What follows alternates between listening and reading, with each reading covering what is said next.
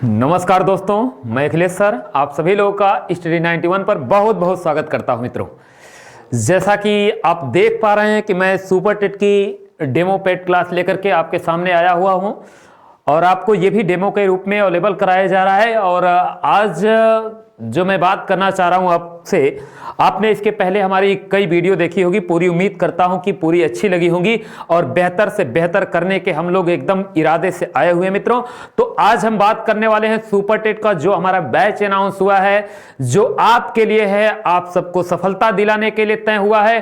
तो इसी बात पर हम लोग आज आते हैं, अपने डेमो क्लास चौथे की ओर बढ़ेंगे, चौथा देखेंगे। आइए, उससे पहले मैं आपको एक बेहतर मुक्तक से जोड़ता हूं और जोड़ करके यहीं पर लेकर आता हूं। ठीक है, क्या है कि जहां पर सच, दया, सम्मान और ईमान रहता है, जहां पर सच, दया, सम्मान और ईमान रहता है, वहीं पर ओ अल्लाह और ओ भगवान रहता है, वहीं पर ओ अल्लाह और ओ भगवान रहता है। अगर तूने निकाला है किसी के पांव का कांटा, अगर तूने निकाला है किसी के पांव का कांटा, तो ये तय है तेरे दिल में कोई इंसान रहता है, तो ये तय है तेरे दिल में कोई इंसान रहता है। तो धन्यवाद मित्रों, अब चलते हैं। आज हम अपने डेमो क्लास में लेकर के आए हैं, आपके लिए बहुत ही बेहतरीन टॉपिक लेकर के आए हैं और उस पर आज हम आपसे बात करेंगे। तो आइए सीधे चलते हैं अपने आज के टॉपिक पर। तो आए, आज जो हम आपसे बात करने वाले हैं, देखें बेहतरीन टॉपिक है आज हमारा और उस बेहतरीन टॉपिक को हम और बेहतर से बेहतर करके दिखाएंगे। जैसा कि आप जान रहे हैं कि हम बेहतर करने के लिए जाने जाते हैं। तो आज जो मैं आप लोगों को बताने वाला हूं, देखें बेहतर से बेहतर वर्णमाला के बारे में हमारी और आपकी क्लास चर्चा चलेगी। वर्णमाला, ठीक है, किस पर हम लोग बात करेंगे आज? वर्णमाला पर बात करने वाले हैं, जो कहा जाए पूरी हिंदी का रीढ़ है।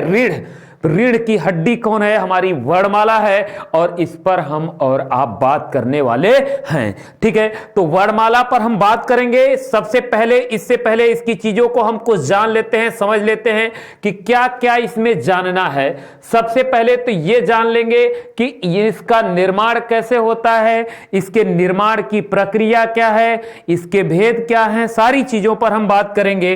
तो सबसे पहले ये हम जानेंगे कि इसका जो योग हुआ है, कि संयोग हुआ है, तो यह बना किससे है? वर्णधन माला से बना हुआ है। किससे बना हुआ है? वर्णधन माला से बना हुआ है। ठीक है, पूछा जाए कि वर्णमाला किससे बना हुआ है, तो वर्णधन माला से बना हुआ है, पहली चीज। अब इसके बाद इसमें हम बात करेंगे कि वर्ण का शाब्दिक अर्थ क्या क्या होता है। तो वर्ण का जो शाब्दिक अर्थ होता है, अक्षर है, ठीक है, जाति है, ठीक है, और कौन है? रंग है। वर्ण का शाब्दिक अर्थ अक्षर भी होता है, जाति भी होता है, रंग भी होता है। और माला की बात करें तो माला का जो शाब्दिक अर्थ होता है, क्या होता है? समूह होता है। क्या होता है? समूह होता है। अब देखिए, यहीं से हमारी परिभाषा बनकर के क्या निकलती है, देखें। अगर हम व्याकरणिक दृष्टि से वर्ण के शाब्दिक अर्थ पर जब अध्ययन करते हैं, तो उसका शाब्दिक अर्थ क्या होता है? अक्षर होगा। क्या होगा? अक्षर होगा। जब हम व्याकरणिक दृष्टि से वर्ण के बारे में अध्ययन करते हैं, वर्ण के बारे में जानने का प्रयास करते हैं, तो वर्ण का शाब्दिक अर्थ क्या निकल करके आता है? अक्षर आता है। ठीक है, किस दृष्टि से? तो व्याकरणिक दृष्टि से। अगर जाति के बारे में बात करें, जो हमारे वैदिक चीजें हैं, वेदों के आधार पर जब पूछा जाए कि वेद के आधार पर वर्ण शब्द का शाब्दिक अर्थ क्या होगा, तो जो वेदों की बात की जाती है, वैदिक चीजों के बारे में बात की जाती है, तो अगर वहां पर हम देखते हैं तो उसका शाब्दिक अर्थ वर्ण का क्या निकलता है? जाति निकलता है। क्योंकि वैदिक काल में जो व्यवस्था थी, वर्ण व्यवस्था थी, ब्राह्मण, क्षत्रिय, वैश्य, शूद्र, ये चार व्यवस्था थी, वर्ण व्यवस्था के नाम से जाना जाता था। तो वर्ण का शाब्दिक अर्थ अगर वैदिक युग की दृष्टि से देखते हैं तो क्या निकल करके आता है? जाति निकल करके आता है। क्या आता है? जाति शब्द निकल करके आता है। अगर हम रंग के बारे में बात करें तो वैज्ञानिक दृष्टि से वर्ण शब्द का अर्थ क्या होता है? रंग होता है। वैज्ञानिक दृष्टिकोण से वर्ण शब्द का शाब्दिक अर्थ क्या होगा? रंग होगा। क्या होगा? रंग होगा। अगर हम हिंदी पढ़ रहे हैं तो परिभाषा क्या बनेगी ये जान लें। यहीं से हम परिभाषा बनाएंगे कि अक्षरों के समूह को क्या कहेंगे? वर्णमाला कहेंगे। देखें यहीं से बनेगा कि अक्षरों के समूह को वर्णमाला, वर्णों के समूह को वर्णमाला। देखें क्या क्या परिभाषा बन रही कि अक्षरों के समूह को वर्णमाला, वर्णों के समूह को वर्णमाला। यहीं से एक बिंदु और निकल करके आता है जिसको हम ध्वनि कहते हैं। क्या कहते हैं? ध्वनि कहते हैं। वो भी प्रश्न पूछा जाता है, ध्यान रहे, वह भी आपसे पूछा जाता है कि ध्वनियों का समूह क्या कहलाता है, तो उसको भी हम वर्णमाला के नाम से जानते हैं। तीन तीन परिभाषाएं हो गई। देखें कौन कौन सी परिभाषा हो गई। क्या है परिभाषा? पहली कि वर्णों का समूह, वर्णों का समूह क्या कहलाता है? तो वर्णमाला कहलाता है। ठीक है। इसके बाद दूसरी परिभाषा क्या हो गई?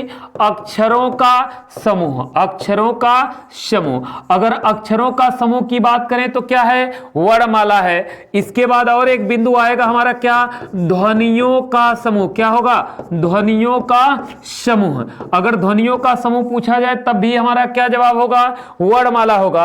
अब एक परिभाषा व्यवस्थित मैं आपको बताने जा रहा हूं, वह सुने कि वर्णों के व्यवस्थित, वर्णों के व्यवस्थित, वर्णों के व्यवस्थित, वर्णों के व्यवस्थित एवं क्रमबद्ध, एवं क्रमबद्ध समूह को, क्रमबद्ध समूह को, क्रमबद्ध समूह को वर्णमाला कहते हैं। क्या कहते हैं? वर्णमाला कहते हैं, वर्णमाला कहते हैं। ठीक है। देखें चीजों को समझने का प्रयास करेंगे थोड़ा सा, अगर समझ लेंगे तो बेहतर होगा। ये सबसे परिमार्जित परिभाषा दी गई है ये वाली।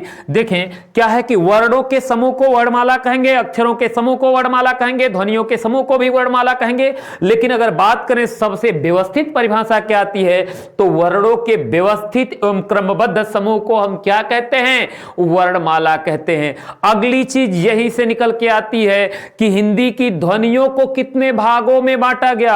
अगर पूछा जाए कि हिंदी की जो ध्वनि है इसको कितने भागों में, वर्ण को कितने भागों में, अथवा अक्षर को कितने भागों में बांटा गया, तो सबका जवाब आप क्या देंगे? 2 भागों में ही बांटा गया है। हिंदी की ध्वनियों को कितने भागों में? 2 भागों में। हिंदी के वर्णों को कितने भागों में? 2 भागों में। हिंदी के अक्षरों को कितने भागों में बांटा गया, तो उनको भी 2 भागों में। ये 2 भाग कौन कौन से हैं? तो एक स्वर है, दूसरा व्यंजन है। एक स्वर है और दूसरा व्यंजन है। इन्हीं भागों में सबको बांटा गया है। तो यह भी हमारा क्या होगा? स्वर होगा और क्या होगा? व्यंजन होगा।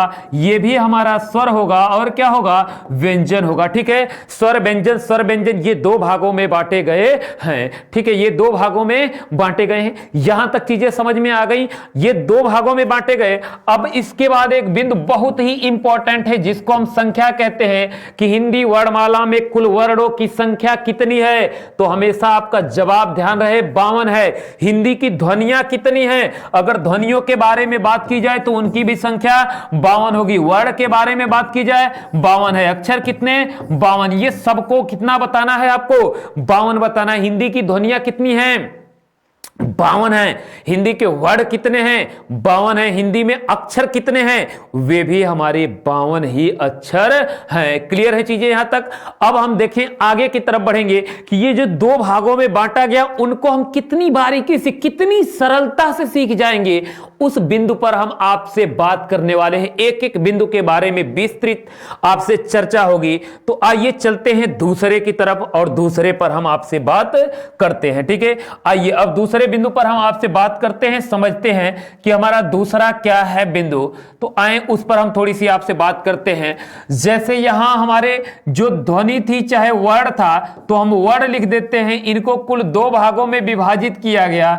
एक हमारा क्या है, स्वर विभाग है, और दूसरा कौन है, व्यंजन है। एक स्वर है और दूसरा क्या है, व्यंजन है। एक हमारा स्वर है और दूसरा कौन है, व्यंजन है। अब देखिए एक एक के बारे में हम लोग पढ़ेंगे। पहली चीज तो हम स्वर के बारे में पढ़ेंगे। किसके बारे में, स्वर के बारे में। आइए इसको हम अपने तरीके से समझते हैं, जानते हैं। अगर स्वर की बात करें तो ये होते क्या है जान लीजिए। ऐसी ध्वनियां, पहले परिभाषा बता रहा हूं, ऐसी ध्वनियां जिनका उच्चारण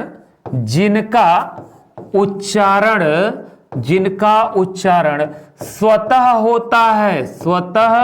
होता है, ठीक है, जिनका उच्चारण स्वतः होता है, उन्हें स्वर कहते हैं। उन्हें स्वर कहते हैं। उन्हें क्या कहते हैं, तो उन्हें हम स्वर कहते हैं। इनकी संख्या की अगर बात करें, इनकी संख्या की अगर हम बात करें, इनकी संख्या कितनी होती है, तो याद रखेंगे इनकी संख्या कुल 11 होती है। इनकी संख्या कितनी होती है, 11 होती है।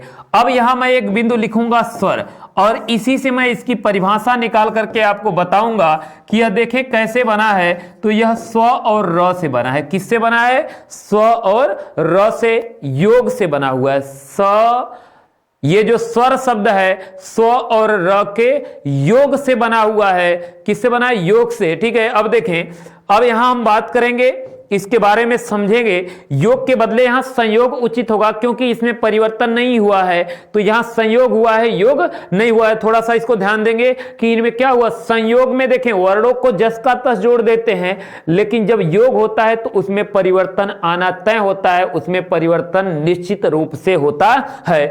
अब देखें, स्व का आप अर्थ जानते हैं कि स्वयं होता है, चाहे इसी को हम खुद कह सकते हैं, चाहे अपने आप भी कहा जा सकता है। इसको और हम क्या कह सकते हैं, अपने आप। स्वयं हो गया, खुद हो गया, अपने आप हो गया, या इसी को हम चाहें तो स्वतः भी कह सकते हैं। क्या कह सकते हैं, स्वतः कह सकते हैं।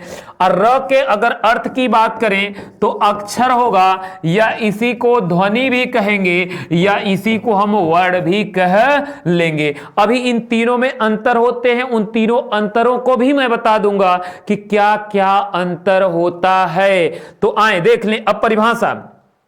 स्व मतलब अपने आप, र मतलब अक्षर। तो ऐसे अक्षर जो अपने आप निकल जाए क्या कहलाते हैं, स्वर कहलाते हैं। ऐसी ध्वनियां जिनका उच्चारण स्वतः खुद या अपने आप होता है, उनको भी क्या कहेंगे, स्वर कहेंगे। ऐसे वर्ण जिनका उच्चारण स्वतः होता है, खुद होता है, उनको भी क्या कहेंगे, स्वर कहते हैं। क्या कहते हैं, स्वर कहते हैं। ठीक है, क्लियर है चीजें। ये परिभाषा उम्मीद करता हूं कि आपको समझ में आ गई होगी। जो यहां लिखी गई है वही इनसे निकाल लेना है, सीधा सा काम। ये खुद परिभाषा बताएंगे। स्व मतलब खुद, र मतलब ध्वनि।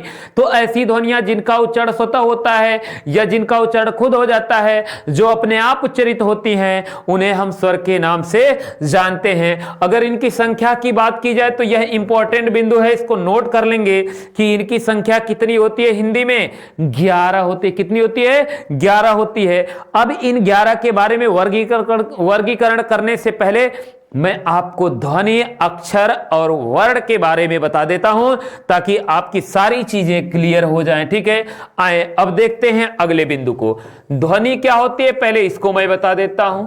ठीक है, ध्वनि क्या होती है सुन लीजिए। केवल जब तक हम किसी वर्ण को, जब तक ऐसी या ऐसे वर्ण या ऐसी ध्वनि जिसका केवल उच्चारण किया जाए, बोला एवं सुना जाए, तो लिख देते हैं, सुन लीजिए कि ऐसी ध्वनियां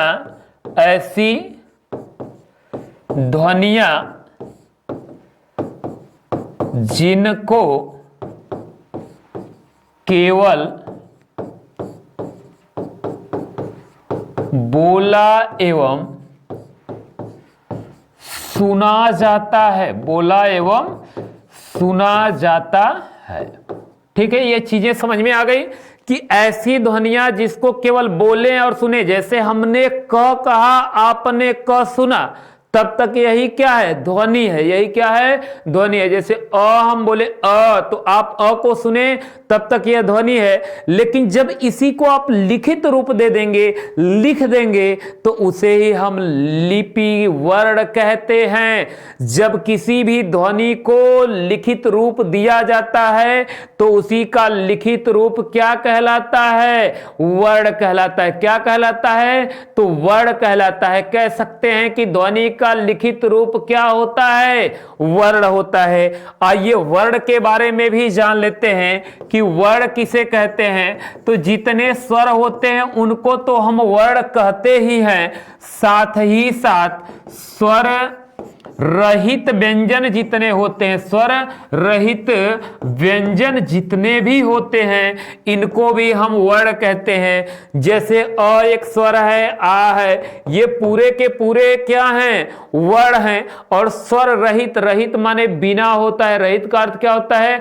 बिना होता है। अगर इसके बारे में बात करें, जैसे क हो गया, ट हो गया, थ हो गया, तो ये स्वर रहित जो होते हैं इनको हम क्या कहेंगे?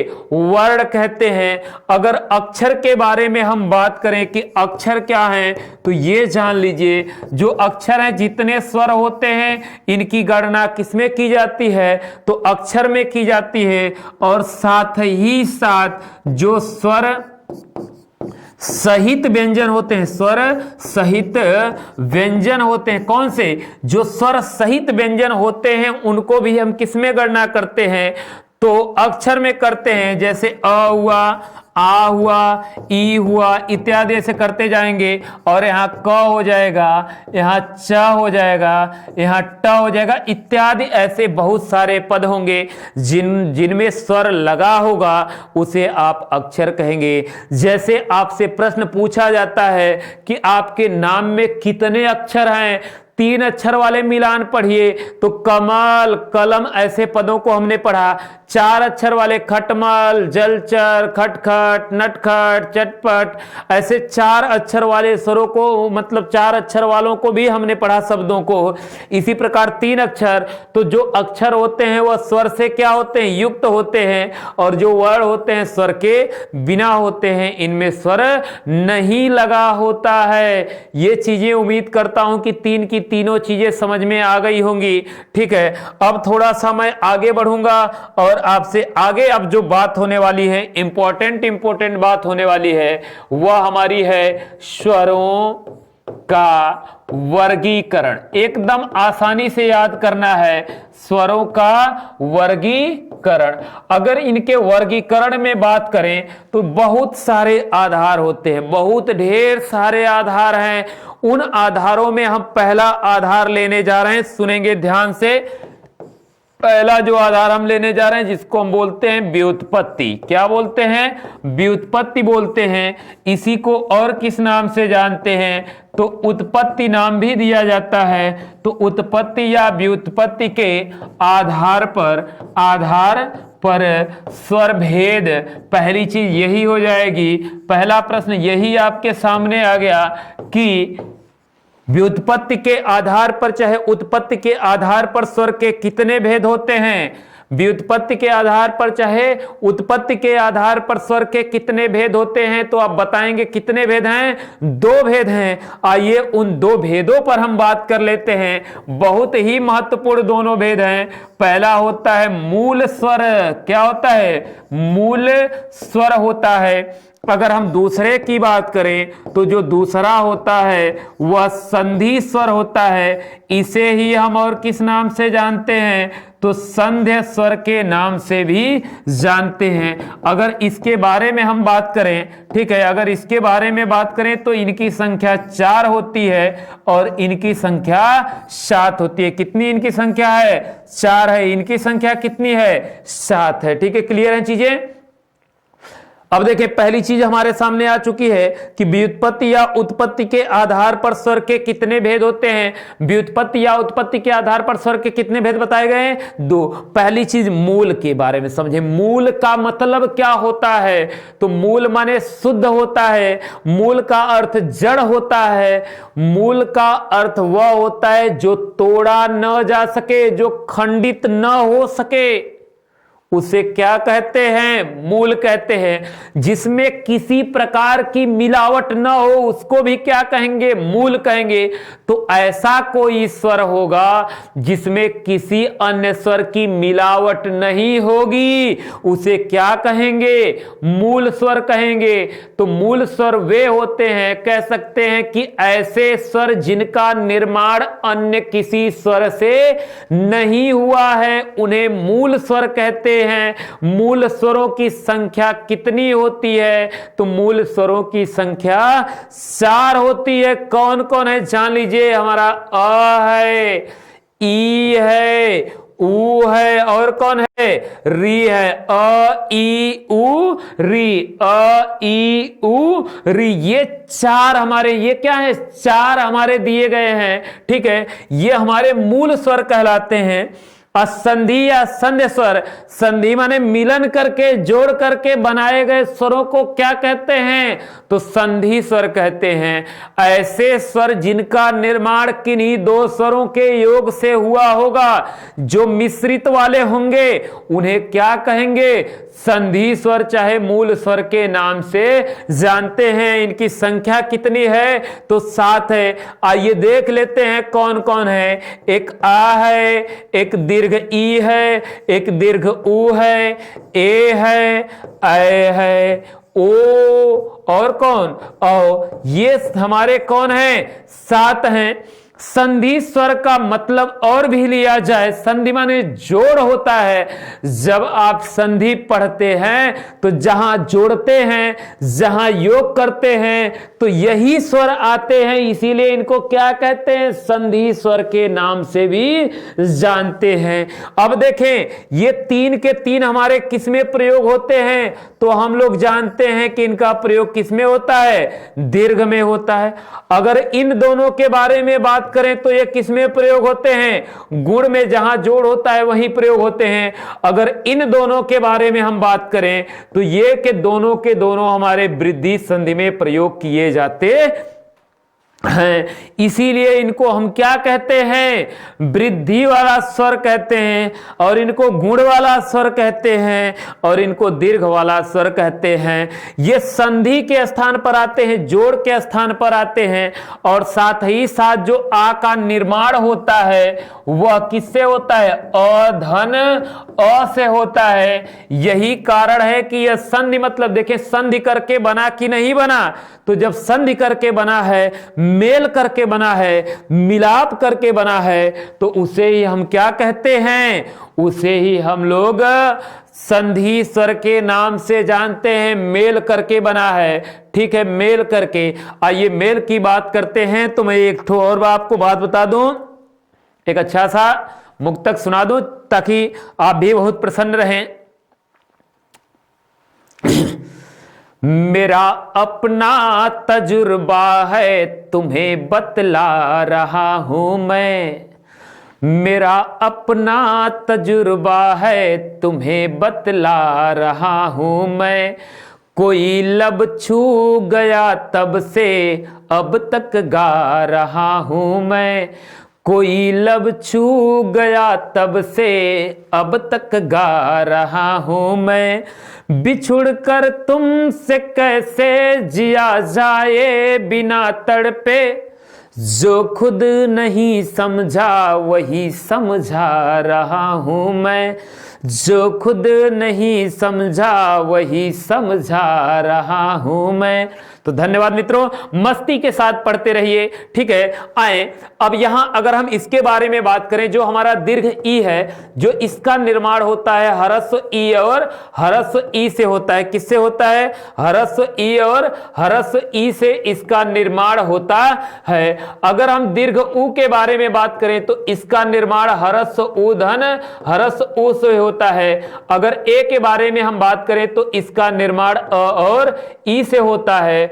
अगर अ के बारे में बात करें तो इसका जो निर्माण होता है वह अ धन ए से होता है। अगर ओ के बारे में बात करें तो इसका निर्माण अ और उ से होता है। अगर हम अ के बारे में बात करें तो इसका जो निर्माण होता है अधन ओ से होता है, अधन ओ से होता है। तो ये कहीं ना कहीं संधि करके बने हुए हैं, कहीं ना कहीं मिलन करके बने हुए हैं, इसीलिए इनको क्या कहा गया? संधि स्वर कहा गया। क्लियर है चीजें मित्रों? पूरी उम्मीद करता हूं कि चीजें समझ में आ रही होंगी। अगर आए तो जरूर बताएं इस चीज को कि सारी चीजें समझ में आ रही हैं। अब आगे बढ़ते हैं और अपना दूसरा आधार लेते हैं। ठीक है, आए अब दूसरा आधार हम आपके सामने प्रस्तुत करें। देखें दूसरा क्या है हमारा आधार। दूसरा आधार है उच्चारण काल, अथवा इसी को हम मात्रा भी बोलते हैं। उच्चारण काल अथवा मात्रा के आधार पर, मात्रा के आधार पर स्वर भेद। क्या है? स्वर भेद। उच्चारण काल अथवा मात्रा के आधार पर स्वर के कितने भेद हैं? तो 3 भेद हैं। कितने भेद हैं? 3 भेद हैं। एकदम याद कर जाओ कि मात्रा के आधार पर कितने भेद? 3। एक मात्रिक, द्विमात्रिक, त्रैमात्रिक। काल मतलब समय, समय का मतलब मात्रा। एक स्वर के एक जहां एक मात्रा का समय लगे तो काल मतलब क्या होता है? समय होता है। तो जहां एक मात्रा का समय लगता है उसे एक मात्रा। तो पूछा जाए कि काल के आधार पर स्वर के कितने भेद हैं? काल माने समय, समय मतलब मात्रा। तो मात्रा के आधार पर चाहे काल के आधार पर, दोनों बात क्या है? एक ही है। उच्चारण काल के आधार पर स्वर के कितने भेद? 3 भेद। मात्रा के आधार पर स्वर के कितने भेद? 3 भेद। आइए इन तीनों भेदों पर भी हम आपसे बात करते हैं। जैसे हमारा पहला है, फिर हमारा दूसरा होगा, और यहां हम थोड़ी सी जगह लेकर के तीसरा लिख रहे हैं क्योंकि कुछ कारण है इसमें बताने के। जैसे पहला हमारा कौन होता है ये जाने, मूल इसी को कहते हैं, इसी को एक मात्रिक भी कहते हैं। एक एक चीज को समझना है एकदम आराम से। एक मात्रिक कहते हैं, मूल कहते हैं। इसी का एक नाम प्राथमिक भी होता है। ठीक है, इसी का एक नाम क्या है? मूल है, एक मात्रिक है, प्राथमिक है। इसी को हम ह्रस्व भी कहते हैं। इसी को हम लघु के स्वर के नाम से जानते हैं। इसी को हम कहें तो छोटा स्वर भी कह सकते हैं। इनकी अगर संख्या की बात करें तो ये 4 हैं। कौन कौन है? आइए लिख देता हूं। अ, ई, उ और री। अ, ई, उ, री, ये 4 हमारे ह्रस्व स्वर होते हैं, मूल स्वर होते हैं, प्राथमिक स्वर होते हैं, एक मात्रिक होते हैं, लघु होते हैं, ह्रस्व होते हैं, छोटे स्वर के नाम से भी जाने जाते हैं। अब देखें अगली चीज, दूसरा बिंदु लेते हैं। हमारा दूसरा बिंदु क्या आता है? इसके बाद जो हमारा बिंदु आएगा, मूल की जगह हम इसको क्या कर देंगे? संधि स्वर भी कर देंगे। ठीक है, इसके अलावा एक मात्रिक की जगह द्विमात्रिक कर देंगे। ये क्या हो जाएगा? द्विमात्रिक हो गया। इसके बाद ह्रस्व की जगह हम क्या करेंगे? दीर्घ करेंगे। और लघु की जगह गुरु करेंगे। लघु की जगह गुरु करेंगे। छोटा की जगह बड़ा स्वर भी कर देंगे। क्या करेंगे? बड़ा स्वर कर देंगे। अगर संख्या के बारे में बात की जाए, इनकी कभी संख्या पूछी जाए तो आप 7 बताएंगे। इनकी संख्या कुल कितनी होती है? 7 होती है। लेकिन इनका जब हम अध्ययन करेंगे तो आपको 2 भागों में बांट करके हम अध्ययन कराएंगे। कारण है कुछ, क्योंकि यहां से आपके प्रश्न बार बार बनते हैं। यहां से आपके प्रश्न क्या होते हैं? बार बार बनाए जाते हैं, बार बार बनते हैं। तो आइए हम देख लेते हैं, जान लेते हैं, समझ लेते हैं कि कौन कौन सी चीजें हैं। ठीक है, आइए हम जान लेते हैं मित्रों कौन कौन सी चीजें हैं, समझ लेते हैं और इसको हम एक बार पुनः देख लेते हैं, जान लेते हैं। क्लियर है? अब देखें इसमें है कौन कौन से बिंदु, उस पर हम आपसे बात कर लेते हैं, समझ लेते हैं। देखें पहला जो होता है जिसको हम क्या कहते हैं, तो मूल दीर्घ स्वर कहते हैं। पहले को क्या बोलते हैं, मूल दीर्घ स्वर कहते हैं। क्या कहते हैं, मूल दीर्घ स्वर कहते हैं। ये मूल रूप से किससे बने होते हैं, ध्यान रखना होगा आपको कि ये मूल रूप से किससे, मूल से बने होते हैं, मतलब शुद्ध रूप से दीर्घ होते हैं। अगर इनकी संख्या की बात करें तो ये कितने होते हैं, ये संख्या में 3 होते हैं। कौन कौन से, एक आ होता है, एक दीर्घ ई होता है और एक दीर्घ ऊ होता है। ये संख्या में आपके 3 होते हैं। कितने होते हैं संख्या में, 3 होते हैं। और इसके बाद जो हमारा दूसरा आता है जिसको हम क्या कहते हैं, संयुक्त बोलते हैं, या इसी को अथवा हम क्या बोलते हैं, मिश्रित दीर्घ स्वर के नाम से जानते हैं। संयुक्त अथवा मिश्रित दीर्घ स्वर के नाम से जानते हैं। अगर इनकी संख्या की बात करें तो ये संख्या में 4 होते हैं। ये कौन कौन है, तो ए है, ऐ है, ओ है और कौन, औ है। ठीक है, ए ऐ ओ औ। अगर ए के बारे में बात करें तो यह अ और ई से बनता है। अगर इसके बारे में हम बात करें तो अ और ए से इसका निर्माण, अ और उ से इसका निर्माण अ और ओ से होता है। अब देखिए यहां से आपके सामने प्रश्न जब बनते हैं, कैसे बनते हैं, उस चीज को आपको समझना होगा कि यहां के जो प्रश्न बनते हैं वो कैसे बनते हैं, क्योंकि जानकारी हमें रहनी जरूरी है कि कैसे प्रश्न पूछे जाते हैं। ठीक है, ये हमको एकदम जानना आवश्यक है कि इसके प्रश्न जो आएंगे वो कैसे आएंगे। तो आइए देख लेते हैं। अगर पहले आपसे पूछा जाए कि निम्न में से दीर्घ स्वर कौन है, अगर पूछ लिया जाए कि निम्न में से दीर्घ स्वर कौन है, तो सबसे पहले आप क्या बताएंगे, सबसे पहले आप शुद्ध रूप से दीर्घ वाले को बताएंगे। किसको बताएंगे, शुद्ध रूप से दीर्घ वाले को बताएंगे, क्योंकि वह मिश्रित नहीं है, वह क्या है, शुद्ध है। वह मिश्रित नहीं है, वह क्या दिया हुआ है, शुद्ध शुद्ध दिया हुआ है, इसलिए उसको हम क्या कहेंगे, इसीलिए इसको हम मूल रूप से मतलब शुद्ध रूप से दीर्घ का चयन करेंगे। अगर पहले पूछा जाए कि निम्न में से सबसे पहले अगर दीर्घ चयन करने की बात आ जाए कि इनमें सबसे पहले दीर्घ कौन है, तो पहले इन तीनों में से चयन करेंगे। अगर ये तीनों नहीं दिया होगा तब आप कहां आएंगे, इनकी तरफ भाग करके आएंगे। ठीक है, तब कहां आएंगे, इनकी तरफ आप भाग करके आएंगे, तब यहां जाएंगे। लेकिन अगर पहले पूछा जाए कि निम्न में से मूल दीर्घ स्वर कौन है, मूल दीर्घ स्वर कौन है, चाहे दीर्घ पूछ दे कि बड़ा स्वर कौन सा है, तो पहले आप शुद्ध वाले को चयन करेंगे, क्योंकि ये तो संयुक्त है, मिश्रित है। अगर आपको कभी चयन करना पड़ जाए तो किसको, मिश्रण को चयन करेंगे कि शुद्धता को, तो हम लोग भी शुद्धता को चयन करते हैं। तो स्वर के चयन में भी क्या करना होगा, शुद्धता का ही चयन करना होगा। अगर बात करें यूपी ट्रिपल एससी में, तो यहां से हर बार एक क्वेश्चन आता है, हर बार बार आता है। अब देखें अगले के बारे में हम बात करने जा रहे हैं। जो हमारा अगला बिंदु है इसको हम प्लूत कहते हैं। इसको क्या बोलते हैं, प्लूत कहते हैं। और साथ ही साथ इसको किस नाम से जानते हैं, इसको हम वैदिक के नाम से भी जानते हैं। साथ ही साथ इसको और हम क्या कहते हैं, तो त्रैमात्रिक स्वर के नाम से भी जानते हैं। इसको और हम क्या कहते हैं, त्रैमात्रिक स्वर के नाम से भी जानते हैं। इसको हम और क्या कहते हैं, तो त्रैमात्रिक स्वर कहते हैं। क्या कहते हैं, त्रैमात्रिक स्वर के नाम से जानते हैं। यह यश की भांति होता है। इसका अगर नाम बात करें तो इसका नाम अवग्रह है। इसका नाम क्या है मित्रों, अवग्रह के नाम से जाना जाता है। इसको क्या कहते हैं, अवग्रह के नाम से जानते हैं। ठीक है, इसको हम किस नाम से जानते हैं, तो इसको हम लोग अवग्रह के नाम से जानते हैं। तो आइए हम देख लेते हैं कि अवग्रह क्या है। ठीक है, आइए देख लेते हैं कि अवग्रह क्या है। तो इस पर हम आपसे बात कर लेते हैं, समझ लेते हैं, जान लेते हैं कि अवग्रह किसे कहते हैं। ठीक है, आइए हम बात कर लेते हैं, समझ लेते हैं, जान लेते हैं, एक एक बिंदु के बारे में हम आपसे समझ लेते हैं। आइए अब देखते हैं अगले बिंदु पर हम आपसे बात करते हैं कि अगला हमारा बिंदु क्या है। प्लूत स्वर के कहते हैं वैदिक क्यों कहते हैं? प्लूत का मतलब होता है 3 गुना समय लेना, ठीक है। प्लूत का मतलब क्या होता है? तो 3 गुना समय लेना। तो ऐसे स्वर जो ह्रस्व की तुलना में 3 गुना समय लेते हैं उन्हें हम प्लूत कहेंगे। वैदिक का मतलब यह जो चिन्ह होता है, यह जो स्वर होता है वेदों में प्रयोग होता है। और त्रैमात्रिक का मतलब 3 मात्रा का समय लगता है।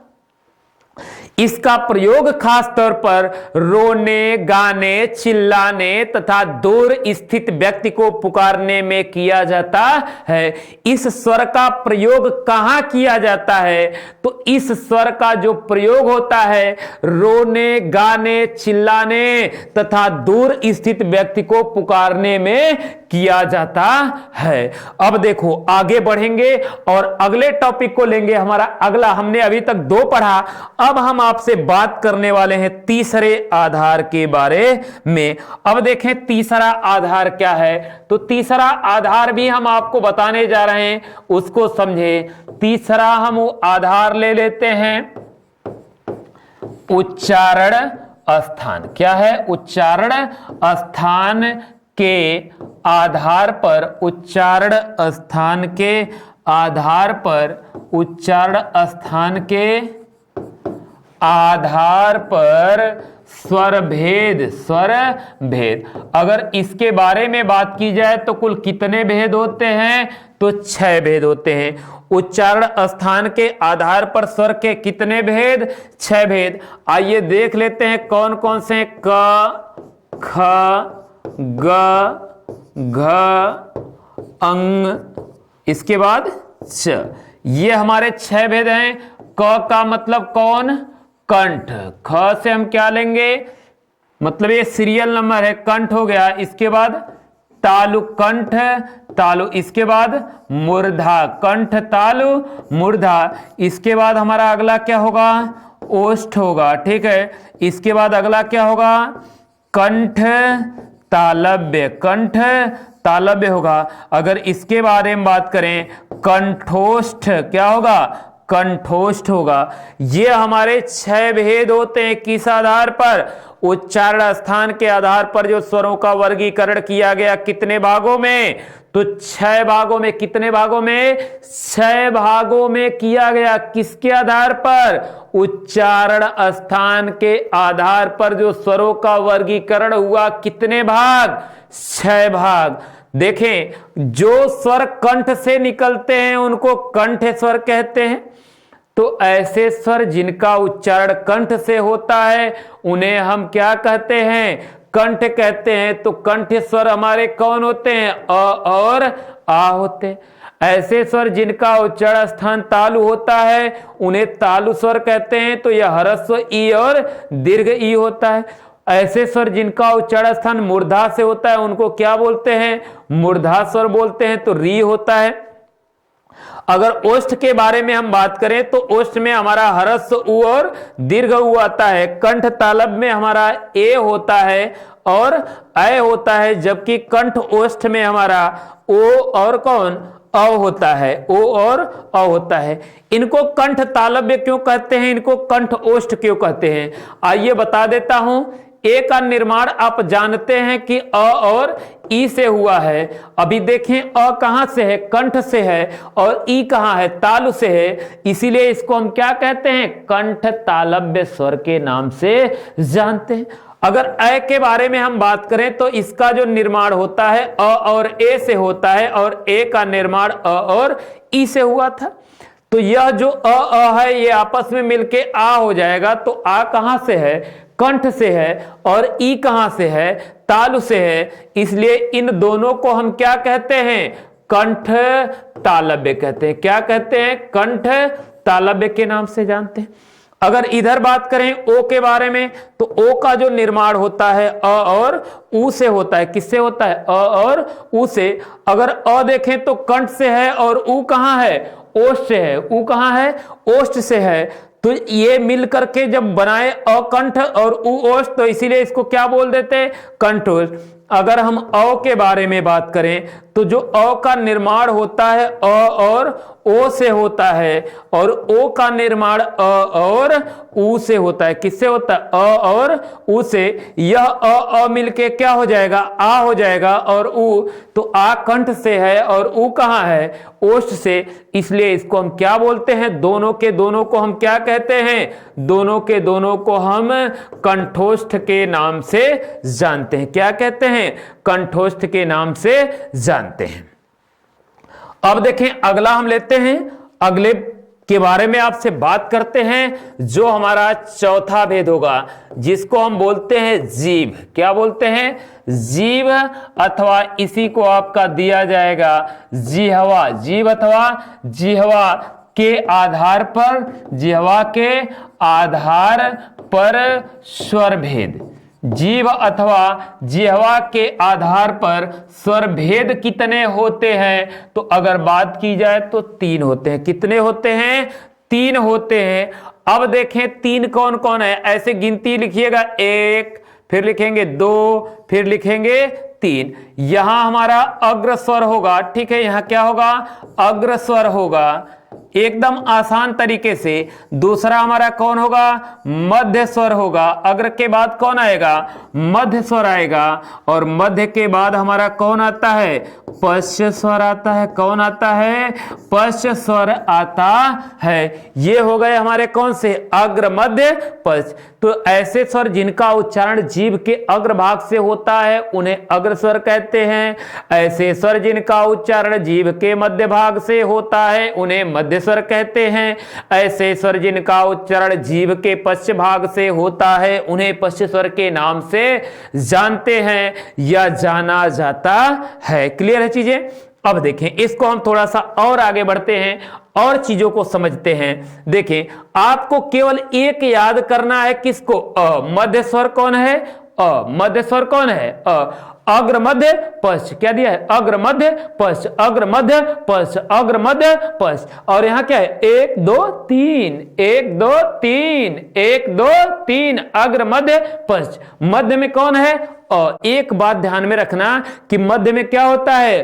अ होता है। अब मैं बताने जा रहा हूं याद कैसे करना है। सुनो ध्यान से कि 1 2 3, तो देखना क्या है? 3 से बनने वाले जितने भी स्वर होंगे उनको 3 नंबर में रख देना। कहां रख देना? 3 नंबर।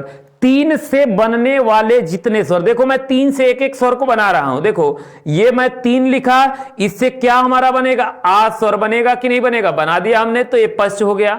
अगर आप ऊ बनाएंगे तो ये भी किससे बनता है? 3 से। देखिए 3 से ऊ बन गया।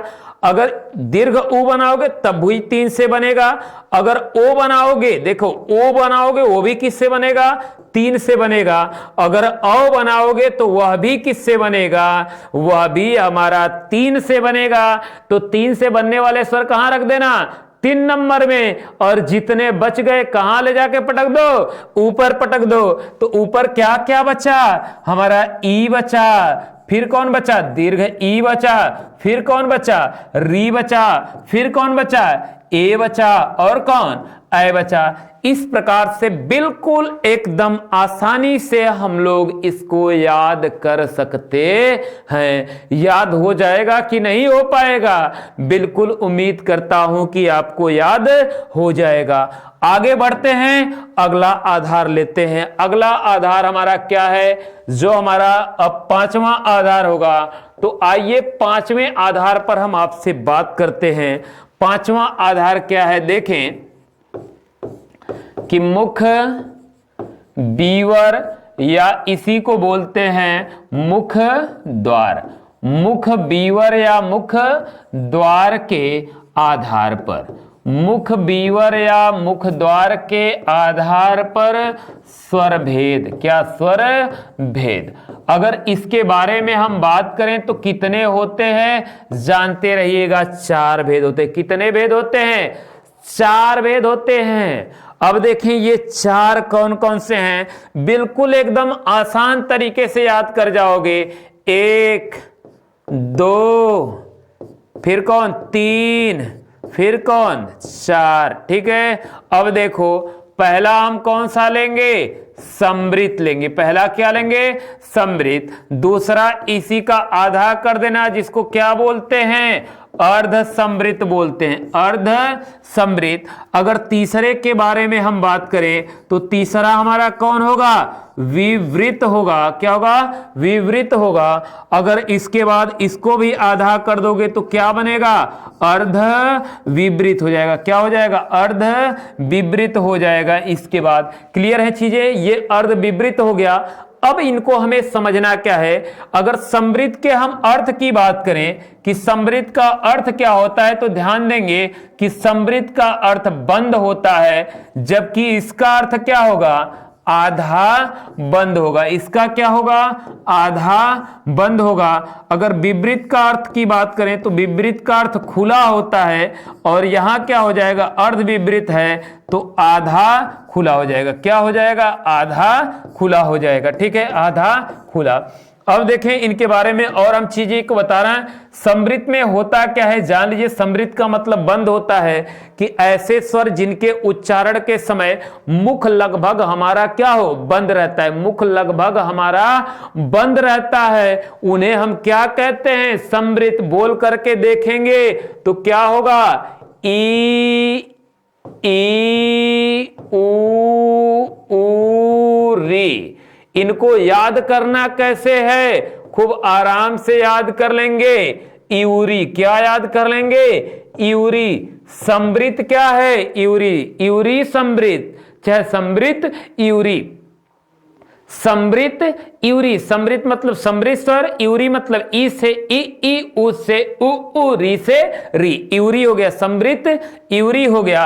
अगर अर्ध समृद्ध के बारे में बात करें तो यह हमारे ए होते हैं, और ए होता है, और कौन होता है? ओ होता है। ए और ओ। अगर इसको याद करना हो तो दिमाग में याद रखना, एक चोटी वाला, एक चोटी वाला, एक चोटी वाला जो स्वर होता है उसे क्या कहते हैं?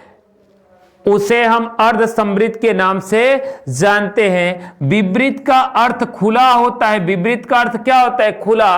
तो इसमें एक स्वर आता है, यह बेहद इंपॉर्टेंट है। यह बहुत पूछा जाता है कि विवृत स्वर कौन है, तो आपके सामने विवृत स्वर भी मिल चुका है। ठीक है, आपके सामने क्या हुआ? विवृत स्वर भी मिल चुका है। तो खुला स्वर हो गया। यह कैसा स्वर हो गया? खुला वाला। ये विवृत स्वर हो गया। इसके बाद आप बात करेंगे अर्ध विवृत। इसके बाद हम लोग किसमें बात करने वाले हैं? अर्ध विवृत के बारे में अगर बात करें, आधा खुला, तो इसमें आपका जो भी बच जाता है, एक ठो अ बचता है। अगर उसके अलावा हम बात करें तो जो दो चोटी वाले स्वर होते हैं, एक अ होता है और दूसरा कौन? अ होता है। ये हमारे क्या होते हैं? अर्ध विवृत स्वर के अंतर्गत आते हैं। ये कैसे होते हैं? तो अर्ध विवृत के अंतर्गत रखे जाते हैं। क्लियर है चीजें यहां तक? अब देखो आगे हमारी ये चीजें आ चुकी हैं, हमने इनको पूरा समझ लिया है, पूरा का पूरा जान लिया है। मैं पूरी उम्मीद करता हूं कि आपको अच्छे से समझ में आ गया होगा। पूरी उम्मीद करता हूं मित्रों कि अच्छे से समझ में आ गया होगा। तो जाते जाते अब चलते चलते आपसे विदा लेना चाहता हूं। उससे पहले मैं आपको एक और कुछ न कुछ सुना के जा रहा हूं ताकि आपके लिए बेहतर हो। देखें क्या आपको सुनाए, जैसे आप चाहें सुन सकते हैं, क्योंकि चीजें बहुत कुछ होती हैं सुनना सुनाना। ठीक है, तो आइए हम एक मुक्तक को जोड़ लेते हैं और आपसे बात कर लेते हैं, आपको कुछ न कुछ सुना देते हैं कि चीजें चाहे जो भी हो, हमें कुछ न कुछ करके गुजरना है। ठीक है, आइए बात करते हैं कि नजर में सौखिया, लब पर मुहब्बत का तराना है। नजर में सौखिया, लब पर मुहब्बत का तराना है। मेरी उम्मीद की जद में अभी सारा जमाना है। मेरी उम्मीद की जद में अभी सारा जमाना है। कई जीते हैं दिल के देश पर मालूम है मुझको। कई जीते हैं दिल के देश पर मालूम है मुझको। सिकंदर हूं मुझे एक रोज खाली हाथ जाना है। सिकंदर हूं, मुझे एक रोज खाली हाथ जाना है। तो दिलों पर राज करने का कार्य करिए मित्रों। दिमाग में राज करने से कुछ होता नहीं है, दिमाग की चीजें निकाल दी जाती हैं। और जो लोग दिलों पर राज करते हैं हमेशा याद किए जाते हैं। तो दिलों पर राज करना है तो हमें इन चीजों से लगना पड़ेगा। तो आप सभी लोगों से मैं विदा लेना चाहता हूं मित्रों। सभी लोगों को नमस्कार।